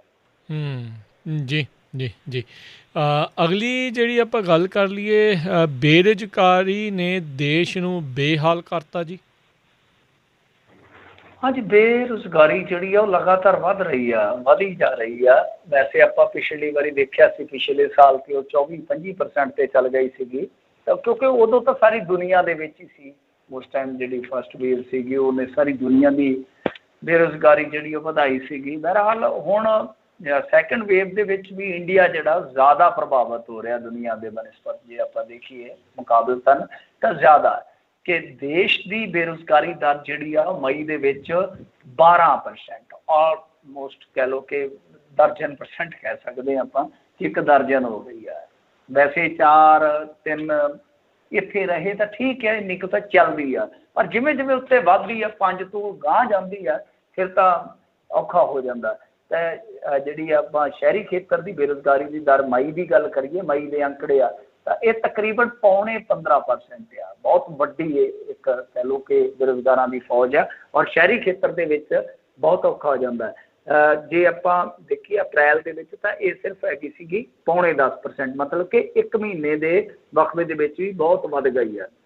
ਹਾਲਾਂਕਿ ਪੇਂਡੂ ਇਲਾਕਿਆਂ ਦੇ ਵਿੱਚ ਕੁਛ ਰਹਿਤ ਹੈਗੀ ਆ ਬੇਰੁਜ਼ਗਾਰੀ ਦੀ ਮਾਰ ਦੀ, ਕਿਉਂਕਿ ਇੱਥੇ ਬੇਰੁਜ਼ਗਾਰੀ ਦਰ ਜਿਹੜੀ ਆ ਉਹ ਮਈ ਦੇ ਵਿੱਚ 10.63% ਹੈ, ਮਤਲਬ ਕਿ ਪੌਣੇ 11% ਹੈ। ਪਰ ਅਪ੍ਰੈਲ ਦੇ ਵਿੱਚ ਇਹ ਸਾਰੀ 7.13 ਸੀ। ਤਾਂ ਇਸੇ ਤਰ੍ਹਾਂ ਕੰਜ਼ਿਊਮਰ ਜੋ ਸੈਟੀਮੈਂਟ ਸੂਚਕਾਂਕ ਮਈ ਦਾ ਜਿਹੜਾ ਉਹ ਘੱਟ ਕੇ 48.6 ਰਹਿ ਗਿਆ, ਜਿਹੜਾ ਕਿ ਅਪ੍ਰੈਲ ਦੇ ਵਿੱਚ 54 ਸੀਗਾ। ਤਾਂ ਇਹ ਆਪਣੇ ਆਪ ਦੇ ਵਿੱਚ ਇੱਕ ਦੋ ਸੰਕੇਤ ਨੇ। ਸੰਕੇਤ ਇਹੋ ਆ ਕਿ ਦੇਖੋ, ਇੱਕ ਤਾਂ ਲੋਕਾਂ ਦੀ ਜਿਹੜੀ ਕੰਜ਼ੰਪਸ਼ਨ ਆ, ਖਪਤ ਆ, ਉਹ ਘਟ ਰਹੀ ਹੈ ਕਿਉਂਕਿ ਖਰਚਾ ਨਹੀਂ ਹੋ ਰਿਹਾ। ਦੂਸਰਾ, PF ਦੇ ਵਿੱਚੋਂ ਰਕਮ ਕਢਾਈ ਜਾ ਰਹੀ ਹੈ। ਤੀਸਰਾ, ਰੁਜ਼ਗਾਰ ਖਤਮ ਹੋ ਰਿਹਾ। ਇਹਨਾਂ ਨੇ ਪਹਿਲਾਂ ਹੀ ਮੇਰੇ ਖਿਆਲ ਦੇ ਨਾਲ ਕਹਿ ਦਿੱਤਾ ਸੀਗਾ ਕਿ ਅਪ੍ਰੈਲ 'ਚ 70 ਲੱਖ ਰੁਜ਼ਗਾਰ ਜਿਹੜਾ ਉਹ ਖੁੱਸਿਆ, ਤੇ ਮਈ ਦੇ ਵਿੱਚ ਇਹ ਅੰਕੜਾ ਜਿਹੜਾ 1 ਕਰੋੜ ਦਾ ਹੋ ਗਿਆ। ਤੁਸੀਂ ਹਿਸਾਬ ਲਾ ਲਓ ਕਿ ਇੱਕ ਮਹੀਨੇ ਦੇ ਵਿੱਚ 1 ਕਰੋੜ ਦਾ ਅੰਕੜਾ ਜਿਹੜਾ ਉਹ ਬਹੁਤ ਜ਼ਿਆਦਾ ਹੁੰਦਾ ਕਿ ਰੁਜ਼ਗਾਰ ਖੁੱਸ ਗਿਆ। ਔਰ ਦੂਜਾ ਗੱਲ ਇਹ ਹੈ ਕਿ ਇੱਕ ਅਧਿਐਨ ਆਇਆ, ਉਹਦੇ ਵਿੱਚ 97% ਫੈਮਲੀਆਂ ਦੀ ਆਮਦਨ ਜਿਹੜੀ ਆ ਉਹ ਜਾਂ ਤਾਂ ਸਟੇਬਲ ਰਹਿ ਗਈ, ਉੱਥੇ ਹੀ ਰਹਿ ਗਈ, ਜਾਂ ਘਟ ਗਈ ਆ। ਤਾਂ ਉਹੀ ਮੈਂ ਕਹਿ ਰਿਹਾ ਕਿ ਖਪਤ ਘਟ ਰਹੀ ਆ। ਜਦੋਂ ਖਪਤ ਘਟ ਜਾਂਦੀ ਆ, ਫਿਰ ਤੁਹਾਡੀ ਪੈਦਾਵਾਰ, ਪ੍ਰੋਡਕਸ਼ਨ ਜਿਹਨੂੰ ਆਪਾਂ ਕਹਿੰਦੇ ਆ, ਕਿ ਉਹ ਵੀ ਘਟ ਜਾਂਦੀ ਆ, ਕਿਉਂਕਿ ਡਿਮਾਂਡ ਐਂਡ ਸਪਲਾਈ ਦਾ ਰੌਲਾ ਹੈ ਨਾ। ਸੋ ਇਸ ਕਰਕੇ ਇਸ ਦੇਸ਼ ਦੀ ਹੁਣ ਜੇ ਆਪਾਂ ਦੇਖੀਏ ਆਰਥਿਕਤਾ ਜਿਹੜੀ ਆ ਉਹ ਬਹੁਤ ਫਿਟਾ ਹੋਈ ਪਈ ਆ। ਪਰ ਚੰਗੀ ਗੱਲ ਜਿਹੜੀ ਆ ਉਹ ਇਹ ਆ, ਪੰਜਾਬ ਦੇ ਲਿਹਾਜ਼ ਨਾਲ ਦੇਖੀਏ ਤਾਂ ਕਰੋਨਾ ਦੀ ਸੈਕੰਡ ਵੇਵ ਦੇ ਵਿੱਚ ਇਹ ਜਿਹੜੀ ਹੈਗੀ ਇਹਨਾਂ ਦੀ ਮਤਲਬ ਕਿ GST ਕਲੈਕਸ਼ਨ ਉਹ ਵੱਧ ਗਈ ਆ। ਮਤਲਬ ਕਿ GST ਦੀ ਕਲੈਕਸ਼ਨ 'ਤੇ ਕੋਈ ਜ਼ਿਆਦਾ ਅਸਰ ਨਹੀਂ ਪਿਆ ਪਿਛਲੇ ਸਾਲ ਦੇ ਮੁਕਾਬਲੇ। ਇਸ ਵਾਰ 5 ਮਹੀਨਿਆਂ 'ਚ 1948 ਕਰੋੜ ਦੀ ਜ਼ਿਆਦਾ GST ਕਲੈਕਸ਼ਨ ਕਰ ਗਿਆ ਪੰਜਾਬ। ਇਹਦਾ ਮਤਲਬ ਕੀ ਹੈ? ਦੇਖੋ, ਵਾਰ-ਵਾਰ ਕਹਿੰਦੇ ਸਾਂ ਅਸੀਂ ਕਿ ਪਹਿਲਾ ਲੋਕਡਾਊਨ ਜਿਹੜਾ ਹੈ ਉਹ ਨੀਤੀਗਤ ਠੀਕ ਨਹੀਂ ਕਿਹਾ ਜਾ ਸਕਦਾ। ਦੂਜੀ ਵਾਰੀ ਪ੍ਰਧਾਨ ਸੇਵਕ ਨੇ ਉਹ ਰਿਸਕ ਨਹੀਂ ਲਿਆ ਕਿਉਂਕਿ ਸਾਰਾ ਭਾਂਡਾ ਉਹਦੇ ਸਿਰ ਤੇ ਫੁੱਟ ਗਿਆ ਸੀਗਾ। ਇਸ ਵਾਰੀ ਉਹਨਾਂ ਨੇ ਕਿਹਾ ਸੀਗਾ ਕਿ ਸਟੇਟਾਂ ਆਪ ਕਰਨਾ ਫੈਸਲਾ। ਤਾਂ ਤਕਰੀਬਨ ਲਾ ਲਓ ਕਿ ਆਲਮੋਸਟ ਸਾਰਾ ਇੰਡੀਆ ਲੋਕਡਾਊਨ 'ਚ ਚਲੇ ਗਿਆ। ਵੱਡੇ ਰਾਜ ਤਾਂ ਖਾਸ ਤੌਰ 'ਤੇ ਦਿੱਲੀ ਲਾ ਲਓ, UP ਲਾ ਲਓ, ਬਿਹਾਰ ਲਾ ਲਓ, ਮਹਾਰਾਸ਼ਟਰ ਲਾ ਲਓ, ਕਰਨਾਟਕ ਲਾ ਲਓ, ਸਾਰੇ ਪਾਸੇ, ਕੇਰਲ ਤੱਕ। ਪਰੰਤੂ ਕੈਪਟਨ ਅਮਰਿੰਦਰ ਸਿੰਘ ਨੇ ਇੱਕ ਅੱਛਾ, ਦੇਖੋ ਚੰਗੀ ਚੀਜ਼ ਨੂੰ ਚੰਗਾ ਹੀ ਕਿਹਾ ਜਾਏਗਾ, ਇੱਕ ਅੱਛਾ ਫੈਸਲਾ ਕੀਤਾ ਕਿ ਲੋਕਡਾਊਨ ਮਤਲਬ ਕਿ ਇੱਕ ਜਿੱਦਾਂ ਕਹਿ ਲਓ ਕਿ ਲਾਇਆ ਵੀ, ਪਰ ਅੱਧ ਪਚੱਧਾ ਲਾਇਆ ਜੇ ਪੰਜਾਬੀ ਭਾਸ਼ਾ 'ਚ ਕਹੀਏ। ਤਾਂ ਉਹਦਾ ਨਤੀਜਾ ਕੀ ਸੀਗਾ ਕਿ ਉਦਯੋਗਿਕ ਗਤੀਵਿਧੀਆਂ ਤੇ ਬਾਜ਼ਾਰ ਪ੍ਰਭਾਵਿਤ ਤਾਂ ਹੋਏ ਪਰ ਚੱਲਦੇ ਰਹੇ। ਮੈਂ ਇਸ ਚੀਜ਼ ਨੂੰ ਅੱਛਾ ਕਹਾਂਗਾ ਕਿ ਠੀਕ ਹੈ, ਮੈਨੇਜਮੈਂਟ ਇੱਦਾਂ ਦੀ ਹੋਣੀ ਚਾਹੀਦੀ ਹੈ ਕਿ ਇੱਕ ਪਾਸੇ ਤੁਸੀਂ ਜਾਨ ਵੀ ਬਚਾਓ ਤੇ ਦੂਸਰੇ ਪਾਸੇ ਖਾਣ, ਮਤਲਬ ਕਿ ਆਪਣੀ ਰੋਟੀ ਵੀ ਬਚਾਓ। ਤਾਂ ਇਹ ਲੜਾਈ ਠੀਕ ਹੈ, ਉਹਦੇ 'ਚ ਫੇਲੀਅਰਸ ਵੀ ਨੇ ਇਹਨਾਂ ਦੀਆਂ, ਪਰ ਇਹ GST ਕਲੈਕਸ਼ਨ ਜਿਹੜੀ ਆ ਉਹ ਇਸੇ ਦਾ ਨਤੀਜਾ। ਜੇ ਪੂਰਨ ਲੋਕਡਾਊਨ ਲਾ ਦਿੰਦੇ ਤੇ GST ਕਲੈਕਸ਼ਨ ਇਹ ਮਹੀਨੇ 2 ਮਹੀਨਿਆਂ ਦੀ ਤਾਂ ਜ਼ਰੂਰ ਘੱਟਦੀ, ਲਾਜ਼ਮੀ ਕਰਦੀ। ਜੀ ਜੀ। ਅਤੇ ਮਿੰਟੂ ਜੀ, ਬਹੁਤ ਬਹੁਤ ਤੁਹਾਡਾ ਧੰਨਵਾਦ ਕਰਦੇ ਹਾਂ, ਤੁਸੀਂ ਸਾਡੇ ਨਾਲ ਜੁੜੇ ਇਹਨਾਂ ਖਬਰਾਂ ਬਾਰੇ ਜਾਣਕਾਰੀ ਦਿੱਤੀਆਂ। ਅਗਲੀ ਵਾਰ ਤੱਕ ਲਈ ਮਿਹਰਬਾਨੀ, ਧੰਨਵਾਦ, ਸਤਿ ਸ਼੍ਰੀ ਅਕਾਲ। ਸਤਿ ਸ਼੍ਰੀ ਅਕਾਲ। ਅਤੇ ਸਰੋਤਿਓ, ਇੱਥੇ ਸਾਡਾ ਅੱਜ ਦਾ ਪ੍ਰੋਗਰਾਮ ਸਮਾਪਤ ਹੈ। ਮਿਲਦੇ ਅਗਲੀ ਵਾਰ ਤੱਕ ਲਈ ਮੇਰੇ ਵੱਲੋਂ ਵੀ ਤੁਹਾਨੂੰ ਸਭ ਨੂੰ ਸਤਿ ਸ਼੍ਰੀ ਅਕਾਲ। ਸੁਣਦੇ ਰਹੋ ਪੰਜਾਬੀ ਰੇਡੀਓ USA।